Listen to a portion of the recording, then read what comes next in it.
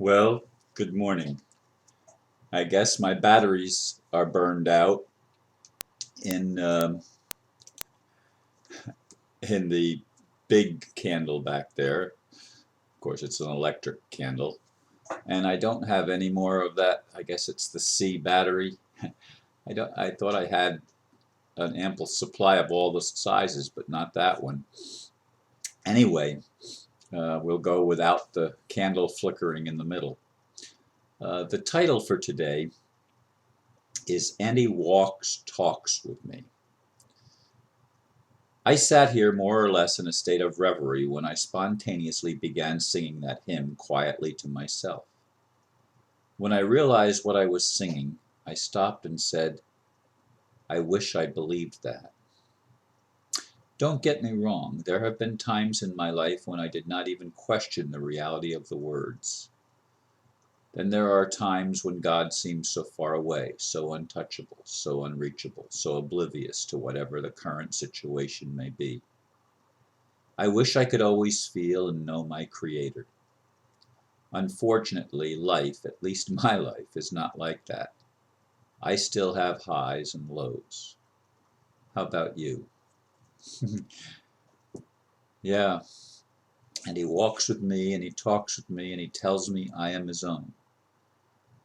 Yeah, it's one of the hymns that I used to sing all the time, regularly in church, and even not in church. I mean, my devotion has never been limited only to the organized meetings in the church. I mean, it's part of my life. It's been part of my life since I was a young boy. I mean, I don't remember it not being a part of my life as long as I have memories. I have memories of walking and talking with God. Uh, and sometimes it would be nice, I must admit, in this moment in time, it would be nice uh, to have that sense again of intimacy, of knowing that my Creator, the force greater than me, the part of me that is eternal and unchangeable, the part that is of God and God. I wish that part of me would always be present, and maybe it is always present, but I don't always feel it. That's the point that I'm trying to make. I don't always sense the immediacy of the contact with life, with a capital L, with meaning, with a capital M. I want there to be meaning in my life. I want my life to feel, I want to feel that my life has value, that my mission that I've been given, or I believe I've been given, is real, and that I'm going to be able to fulfill it, not in some future life when I have a different identity, but now in this lifetime when I have this identity as Ron Van Dyke. I still don't figure out this whole identity thing. If I keep coming back and I have a different name each time, and sometimes I'm a man and sometimes I'm a woman, and sometimes I might be white or black or yellow, or not that, I don't really think there's any such thing as yellow people, uh, but Oriental people, or maybe even as an extraterrestrial from some other civilization. There's so many questions that I have that I would have thought at one point I knew the answers, and now I don't know the answers to a lot of those questions. I'm not sure of what is true and what isn't true because there's been so much disinformation fed to me and to all of us throughout the course of our lives. And we need to get back, in my opinion, to the place where we have intimate fellowship with whatever our Creator is, and I believe our Creator is a loving Creator, and that there's meaning and purpose and design to all of this creation, although sometimes it surely doesn't seem so. Uh, I'd like to get back to that feeling, that apparent knowing, because in those moments it is a knowing. There's no doubt.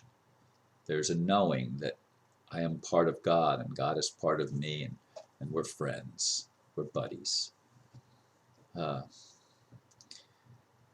As I face some of the medical challenges that I talked about in yesterday's video, the lumps in my chest are of most concern. Someone said that I should stop taking all the medications. Yeah, that would be a real easy thing to do with my son and my daughter and my family. And I mean, yeah, stop. Just stop cold turkey. Don't think I haven't talked about it. And I guess I even did it for about a week once, and the side effects were not very good. That was early on, and I didn't even remember doing it because that was when I was not as coherent as I am now. I am getting back a lot of my abilities, and I'm not going into the states where I am operating on whatever you would call it, without knowing, operating without knowing, whatever you would call that state of being. I'm not in that so much anymore. I'm much more conscious, much more aware of what I'm feeling and what I'm going through. I'm not unconscious like I think I was much of the time coming out of the surgery, and much of the time even after I came home from all of the things that were facing and confronting me. I share this with you because I'd like for all of us to get to the place where we have an intimate relationship with our Creator, and that that we all realize that our Creator wants the best for us.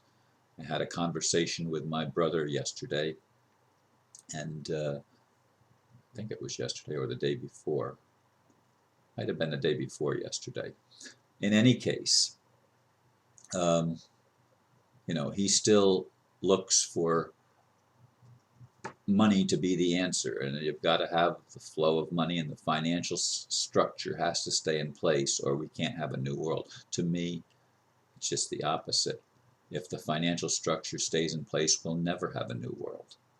We'll never have the kingdom of heaven manifest on earth, because money is the problem, not the solution. In any case, I wanted to share these feelings that I had this morning as I sat here, and it was curious. I mean, it startled me that I was singing that song, and it's not like I was thinking about it. I was just in that sort of space of openness and receptivity and quietness. Anyway, I hope you were spurred on by some of the things that I shared in this video, and maybe question some things yourself. And if you have any suggestions for me or any prayers for me, of course I accept the prayers always. The suggestions, I may or may not accept it, depending on where I am at the time. But I do thank you for listening and for taking the time to respond. For those of you that will respond, some of my videos don't get hardly any responses. Some of them get a lot of responses. I like the ones that get a lot, because it knows that I touch some nerves. Anyway, thank you for listening, and namaste.